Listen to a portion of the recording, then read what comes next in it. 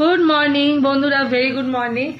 আজকে গুয়াহাটি হোটেল থেকে আমি তোমাদের গুড মর্নিং বলছি। আমার খুব ভালো লাগছে, যেগুলো বাড়ি থেকে প্রত্যেক দিন বলি এই এক সপ্তাহ 8 দিন ধরে অন্য অন্য জায়গা থেকে বললাম। তো হ্যাপি হোলি সবাইকে। প্রত্যেকের আজকে দোলযাত্রা, বাঙালিরা আমরা বলি শুভ দোল পূর্ণিমা। খুব ভালো যাক, সবাই সবাইকে খুব বেশি করে রং মাখাও, খুব আনন্দ করো। আমাদের তো এবারে মানে হোলিটা ট্রেনেই যাবে, আর আমাদের গুয়াহাটিতে কাল রাত্রির থেকে প্রচুর বৃষ্টি হচ্ছে, মানে বলতে গেলে অনেকটাই জল জমে গেছে রাস্তায়। তো আমরা একটু বাদেই বেরিয়ে যাব ট্রেনের জন্যে।